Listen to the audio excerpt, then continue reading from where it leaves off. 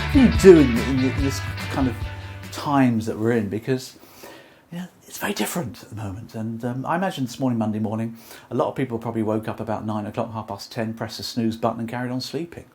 Because we're kind of in this odd area where people don't know what to do. You might be working full time, that's great. You might have been furloughed or whatever. So you've got to keep your mojo going. Now, if you think about it, what's happening here is I'm looking at sort of optimism, really.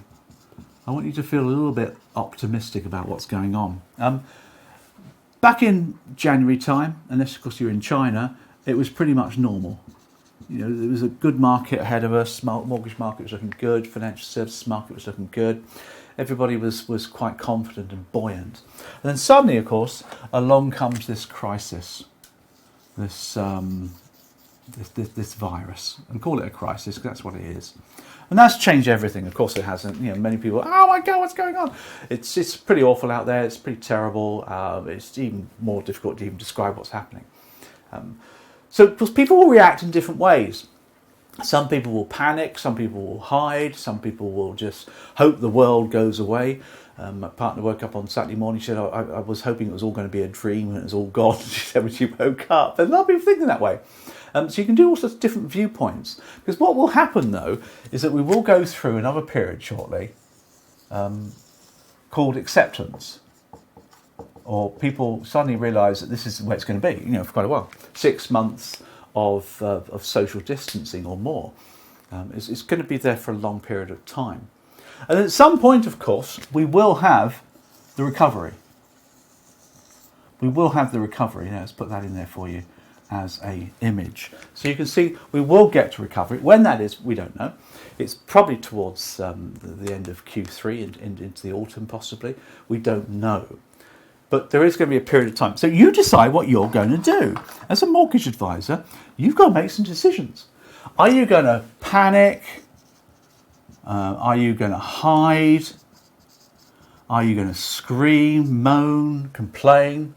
And if that's the case, you're not going to accept what's going on. You're just going to panic. Or you can be normal. You can be proactive. You can accept it quickly and be proactive in what you do. And if you're proactive, you'll go through acceptance and you'll be ready for the recovery. If you ignore it, you'll probably miss the recovery or only get bits of it because you haven't prepared, you haven't been proactive. So what can you do? I've got for you 6 ideas that you could do as a mortgage advisor, financial advisor now. First of all, the first thing to do is to incubate or put on hold your client bank. That's the first thing to do. Let's put some ideas over here for you. Let's squeeze this in where we've got a bit of space on the whiteboard. We've got some space around here, haven't we? So the first thing you do is incubate your client bank. Keep them warm. Keep them contented. Contact them. Don't sell anything to them. Don't do any selling. Obviously, if they want to buy something, you be there, but don't expect to sell. I'm contacting all my clients. I've gone back through my database, all the people that paid me fees in the last 4 years. They're all corporate clients. And I'm emailing them today with an email or phone call. And the question will just be, how can I help you? Just all it'll be, how can I help you? And we'll see what I can do to help. There may not be anything, that's fine. But keep them warm, keep them incubated. You want to ring fence them so that they don't go anywhere else when the recovery happens. That's the first thing to do. The second thing to do is to understand the market, the implications, the changes, know what's going on in your marketplace. So keep up to date with what's happening, get some viable information. Don't look at social media for this. The government are all over social media trying to get rid of all this fake news. Know what the changes are, know what the implications are for you, what's going to go on, what's going to change. You do need to have your nose to the ground, if you like, knowing what's going on with your marketplace.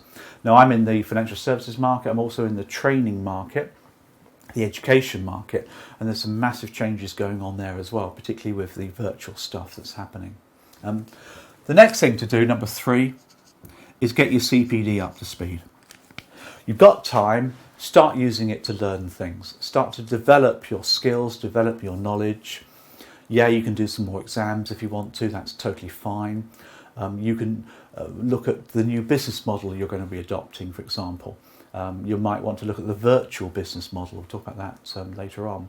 Get yourself into that area. You might want to upskill yourself in technology. You want to learn some things. LinkedIn Learning has been made available to people. There's lots of learning opportunities. Do your equity release exams, do various other exams, do your diploma exams if you're into that. So really take the time to upskill yourself. It's definitely something to do as well. Number 4 is keep the people around you, keep your loved ones secure and safe. Now, that sounds a bit corny and people are saying that, but it's absolutely true. They're the people that support you.